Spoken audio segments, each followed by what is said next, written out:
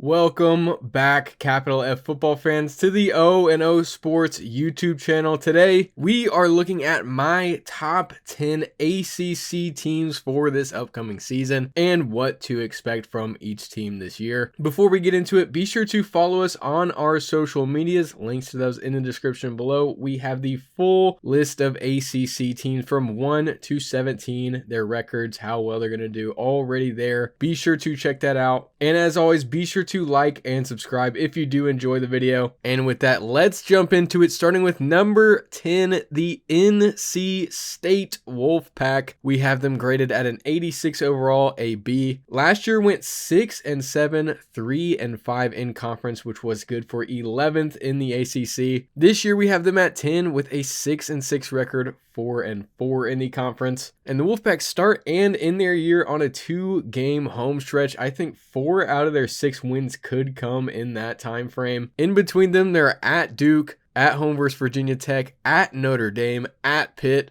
against Georgia Tech, and at Miami. So very, very difficult stretch in between those. But as long as they get it done at home, that's really all that matters here. And at 9, we have the Virginia Tech Hokies, who I have graded out to an 84.5, a B. Last year went 6-7, 4-4 in the conference, which was good for 9th. And they find themselves back at number 9 on my list. I think they go 6-6, 4-4 in the conference in 2025. And long story short, they're 77th in returning production nationally. They lose a ton of starters and key playmakers, but they are reloading with the 9th best transfer class in the ACC. And they're going to be led once again by Kyron Drones, who, when healthy, can be a top 5 quarterback in the ACC. In 9 games last year, he had almost a 61% completion percentage for 1,500 yards, 10 touchdowns, and 6 interceptions. He also carried it 98 times for almost 400 yards with 6 touchdowns. He made his impact when he was on the field, but just couldn't really stay healthy for a full season. And on top of that, they have a favorable first 6 games on their schedule. They take on South Carolina at a neutral site. They have Vandy at home, Old Dominion at home, Wofford at home, at NC State, and at home versus Wake Forest. I think they could pull off 4 of those 6 games, probably closer to 3. SC and Vandy might be a bit difficult, and at NC State won't be easy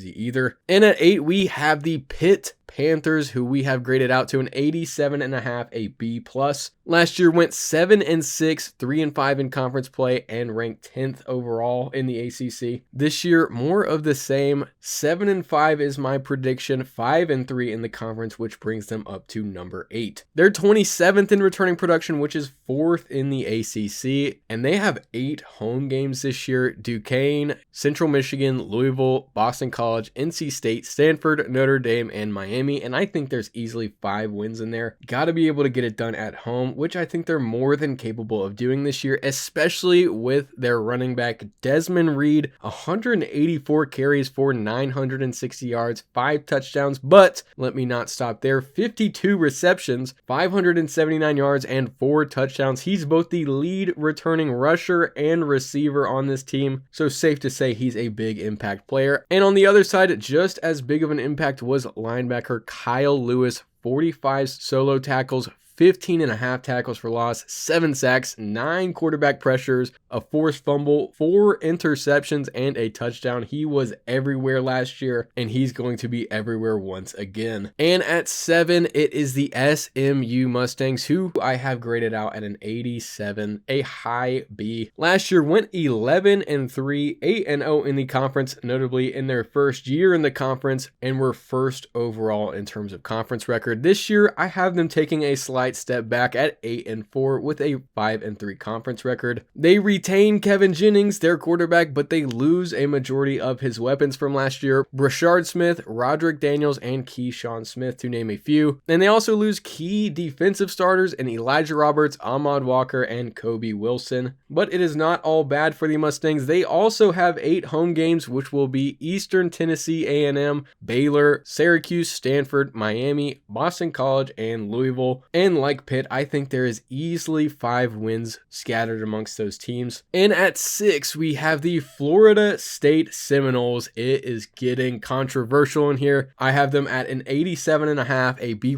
Last year, notably went 2-10 and 1-7 in the conference, which was good for last. This year, I have them going 7-5 with a 5-3 conference record. And I think they've made the necessary coaching adjustments that they should have last season. They bring in Tony White on defense and Gus Malzahn on offense. They're also second in the ACC in both high school and transfer portal classes. And also the transfer heavy approach that Mike Norvell has taken the past few years seems to be year on year off, so they could be in for a big bang in this season. And that is in large part due to their quarterback, Tommy Castellanos, who could be a Jordan Travis light kind of player, who I think will fit Gus Malzahn's scheme very well this season. In 8 games at Boston College last season, he had a 61.5% completion percentage for 1,300 yards, 18 touchdowns, and 5 interceptions, and also carried the ball for 194 yards and a touchdown. And at 5, it's going to be the Duke Blue Devils, who I have at an 86.5. Last year went 9-3, 5-3 in conference, which was good for 5th, and I have them exactly the same this year. They should be a slightly more efficient team this season, and I think replacing Malik Murphy with Darian Minson might actually be an upgrade for them. And most importantly, this team is going to be led by their defense, which should be very, very strong once again. They didn't lose very much overall, and they also didn't add very much, but in all honesty, they didn't really need to. And at 4 is going to be the Georgia Tech Yellow Jackets, who I have at an 87. Last year went 7-6, 5-3 in conference play, which was good for 7th in the ACC. This year, I have them taking a big step forward and going 9-3 with a 6-2 conference record. I think week 1 at Colorado could determine the rest of the season. If they go out and win that one, they should be in for a monstrous season, but they've also been a team that gets better throughout the year, so I couldn't say for sure there. They do have a favorable home schedule: Gardner-Webb, Clemson, Temple, Virginia Tech, Syracuse, and Pitt. And I think all of those games are winnable. You know, I think Clemson's on that schedule. How is that a winnable game? It's at home, and in the past 3 years, Clemson's gone 13-6 on the road. So I wouldn't say that's necessarily an automatic L. Also, because they're 26th in returning production, which is 3rd in the ACC. Over 64% of their team returning from last year on both sides of the ball. And they also add the 3rd highest high school and 6th highest transfer portal classes in the ACC. On offense, they return Haynes King, who was the spiritual leader and one of the best pro spread quarterbacks in the country last year. Over 2,100 yards, 14 touchdowns, and only 2 interceptions through the air, as well as 587 yards and 11 touchdowns on the ground. And at 3, we have the Miami Hurricanes, who I have at a 90 overall. Last year went 10-4 with a 6-2 conference record, which was 3rd in the ACC. This year, I have them taking one last game overall at 9-3, also with a 6-2 conference record. And I do think they've done a good job at replacing what they've lost. I really trust Carson Beck and that offense to perform at a high level in the ACC, much like Cam Ward and the offense did last year. But the defense just has to take a big step forward. And from a personnel standpoint, they absolutely have. Cristobal did a good job at addressing that secondary and that interior defensive line in the transfer portal. And they also add key running back Charmar Brown, which makes that running back room very, very deep. And in my opinion, the additions they've made at wide receiver are good enough to replace what they had last year. And at 2, I have the Louisville Cardinals. What a surprise. I have them listed at an 87.5, a B+.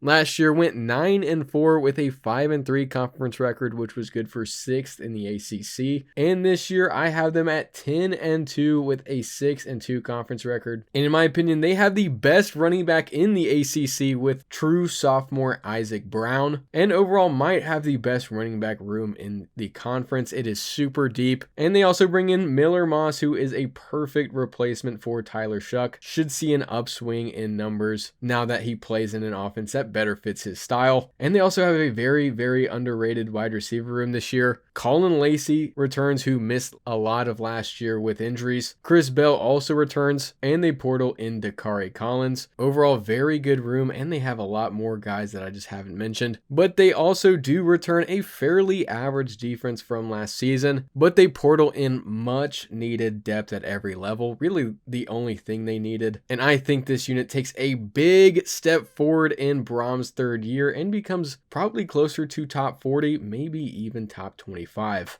And at number 1, who would have guessed it? It's the Clemson Tigers. I have them at a 93.5 overall. Last year went 10-4 with a 7-1 conference record, which was good for second in the conference. And this year I have them going 11-1, undefeated in conference play. Go ahead and check out my video on Clemson. I go into much greater depth in that one. But basically they're first in returning production nationally. One of the top offensive lines in the ACC, probably the best quarterback, could be a Heisman candidate, and a wide receiver room with a ton of talent and proven production. On defense, they're now led by Tom Allen, and he's getting one of the best front sevens in football, a very deep secondary, and overall Clemson teams have been notoriously best when led by their defenses, which we could be saying about them in 2025. And with that, thank you for watching. As always, be sure to like and subscribe if you did enjoy it. Let me know your top 10 teams in the ACC in the comments below, and we will see you in the next one.